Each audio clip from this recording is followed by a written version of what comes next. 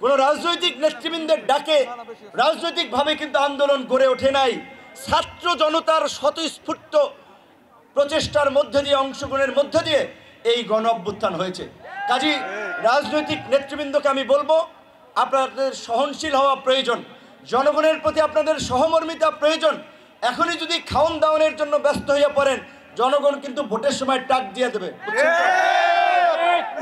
আমি সরি, কেউ কষ্ট নেবেন না, আমি কোনো দলের কথা, আমি আমার কথাও বলছি যে আমার নেতৃবৃন্দ যদি ওইভাবে বলেন যে হ্যাঁ পটুয়াখালী 3 থেকে নির্বাচন হইবে, কিন্তু নেতৃবৃন্দ যদি এলাকায় উৎপাত শুরু করে দেন, অশান্তি নৈরাজ্য শুরু করে দেন, মামলা দিয়ে মানুষকে হয়রানি, মানুষের উপরে জুলুম করা, চাঁদাবাজি, তাই তো মানুষ আমারও ভোট দিবে না। সেই জায়গা থেকে আমাদের নেতৃবৃন্দকে বলবো, আপনারা এমন কাজ করবেন না যার জন্য আমাদেরকে প্রশ্নবিদ্ধ হতে হয়, দল সম্পর্কে মানুষের নেতিবাচক দৃষ্টিভঙ্গি তৈরি হয়। সকল দলের প্রচেষ্টায়, সকলের ঐক্যবদ্ধ প্রচেষ্টায় পটুয়াখালীতে একটা সুন্দর এবং সম্প্রীতির রাজনীতি প্রতিষ্ঠিত হোক, সেই প্রত্যাশা আমরা করি।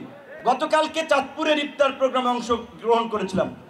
বিএনপি, জামাত, খেলাফত, ইসলামী আন্দোলন, প্রত্যেকটি রাজনৈতিক দল, গণ অধিকার পরিষদের পোলাপান যাদেরকে আপনারা বলেন, ওই পোলাপানের আয়োজনে একটা সুন্দর সুশৃঙ্খল বিশাল মাঠে প্রোগ্রাম করেছে, হাসান আলী মাঠে সবাই মিলিত হয়েছে।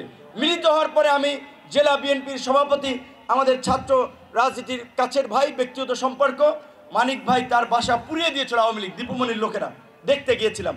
আপনার সে বিএনপির জেলার সেক্রেটারি টেক্রেটারি সব ছাত্রদল, যুবদল, সব নেতৃবৃন্দ ছিল।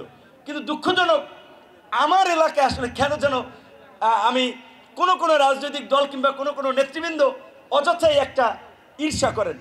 আমাদের নেতৃবৃন্দ তো দাওয়াত দেওয়া, কিন্তু অনেকে আসে না। যাই হোক, সেটা আমার কোনো আক্ষেপ নাই, কারণ আপনাদের সহযোগিতার সমর্থনে আমি এই পর্যন্ত আসি নাই, নেতা হই নাই।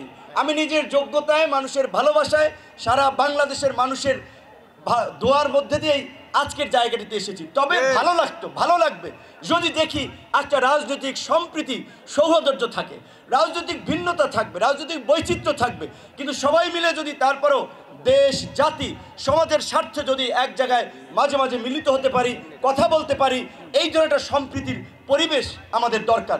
না হলে ওই যে এখন প্রধান উপদেষ্টা সাংবাদিকদের সাথে বলছিল আওয়ামী লীগকে নিষিদ্ধ করার কোনো প্ল্যান নাই, রাজনৈতিক দলগুলো বক্তব্য দিচ্ছে, রাস্তায় নেমে পড়েছে, কিন্তু রাজনৈতিক বিভাজন যদি থাকে, রাজনীতির এই বিভাজনই আওয়ামী ফ্যাসিবাদকে আবার পুনর্বাসন করবে। কাজেই সবাই সেই বিষয়ে সচেতন থাকবেন।